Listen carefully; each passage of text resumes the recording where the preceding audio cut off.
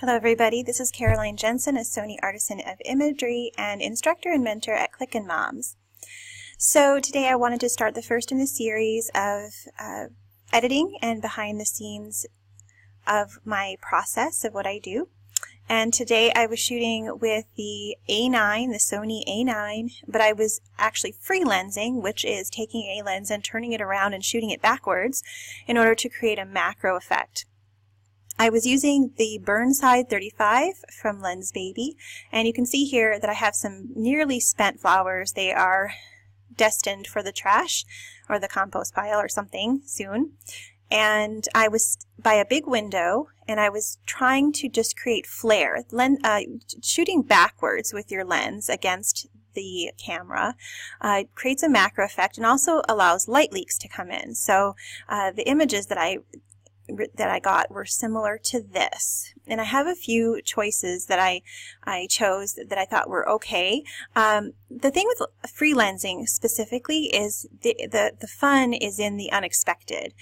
You're not going to have a super sharp image all over the place. I think the aperture was 5.6 on the lens itself. I had it stopped down to 5.6, so the hole was relatively small. I mean, I guess that's a pretty wide aperture depending on which direction you're coming from, but I'm someone who usually shoots at 2.8 or wider.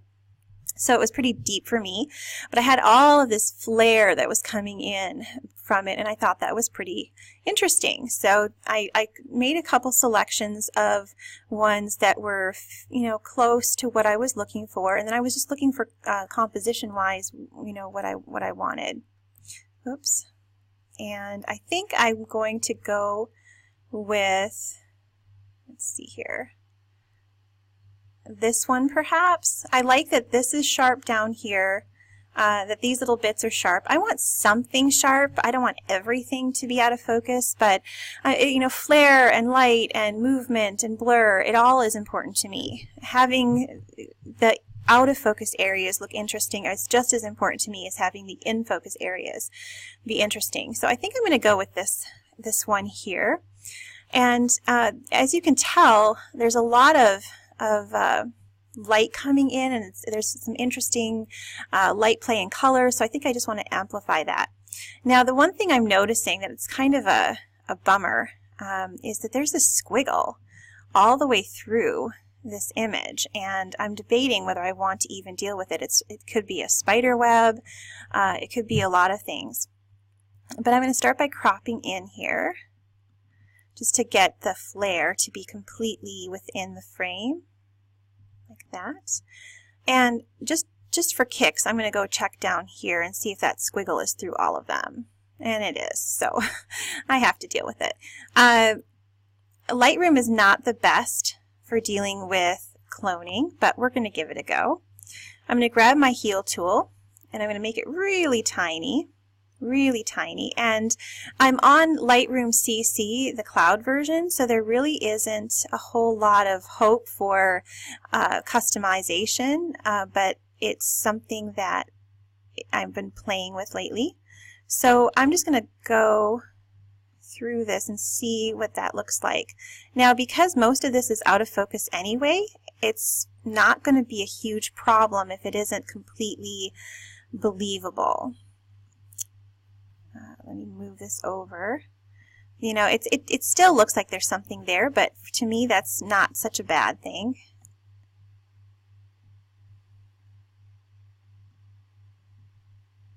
I want to just draw the eye away from it, and that's not a good spot. The thing with Lightroom is it often, and I'm going to go to clone and see if that makes a difference. And if you, yeah, it does make a little bit of a difference. So I'm going to go in here and here. Oops, that's not what I want to do, right there. Really, all I'm trying to do is just minimize the impact of this little squiggle line. I don't want it to go completely away because that would just, I don't know, it just takes a long time to do that. And it's out of focus anyway. All right. So up here, there's some that's quite obvious. It almost looks like a spider web. I think that's actually what it is a spider web. We'll We'll see if it does a good job. It's doing a good enough job for me.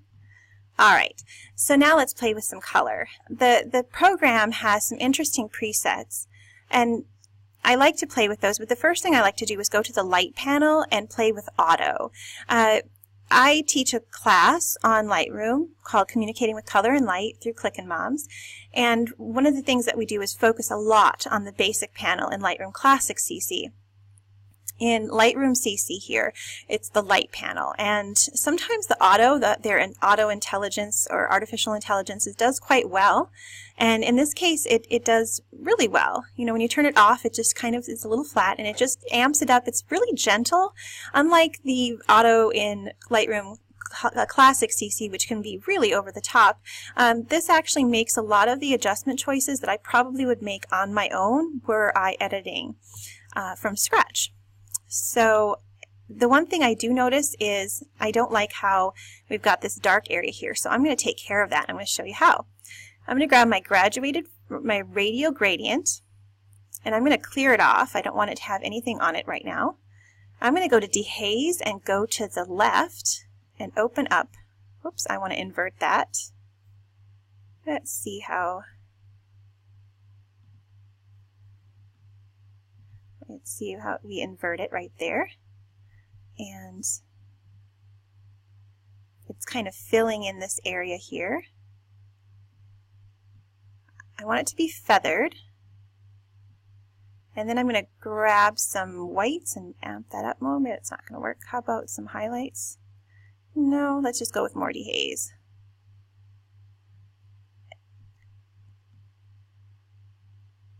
And that kind of brightens it up a little bit in a more natural way. And then I can grab another graduated filter. I'm going to do a new one. Just click out of it and click back in it. And I'm going to up the exposure and just do a little one on top, just to cover up that little corner. So that took two graduated filters, one to use dehaze and one to cover the last bit of darkness with a little bit of exposure, but that works okay for me. Now I'm going to go over to the preset panel, and I'm not a big preset user, but I kind of think these are fun, and I just wanted to show you what they have. They're under their color settings. They have bright and high contrast plus detail, which I think is kind of nice, but a little bit too much for me. And vivid. I kind of like vivid. I think vivid brings out some of the jewel tones in it, and I like that. Like I said, I'm not a big preset user, but I'm learning to use this program, this Lightroom CC program. And why stress out about doing custom editing when you can find shortcuts that work well for you? Okay, and the only other thing I notice is a bit of darkness down here that I'm not liking, so I'm going to grab a gradient, linear gradient, grab a little bit of exposure. Oops, that wasn't what I wanted to do. I'll go back to the other one. Grab my linear gradient, go up from the bottom, and I'm just going to brighten that little corner up. Make sure that my feather is completely feathered here. I want it to kind of just be gradual. Lower the exposure there because it's a little bit much.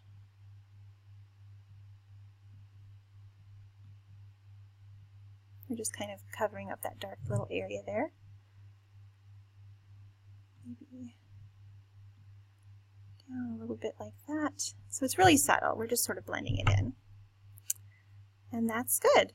The last thing I might do is play with the color panel. Oops, that's not, I grabbed the wrong one. There we go. Go down to color. And you notice that the vibrance went way up. That was part of the preset. The preset added +10 saturation and +40 vibrance, and it moved the tint over a little bit. So you can always look under the hood and see what those individual presets are doing. But because we have a lot of magentas and pinks, I'm going to grab this magenta color here and just see what that does, and it makes a little bit of pop. And over to the purple and see what that does. Maybe a little bit more of that. But I don't want it to be too much because we don't want things to print poorly. And I think I'm going to leave it there. I think this is quite pretty all by itself, and I'm going to close up these panels and leave you with this. This is the final image. Thank you. Bye-bye.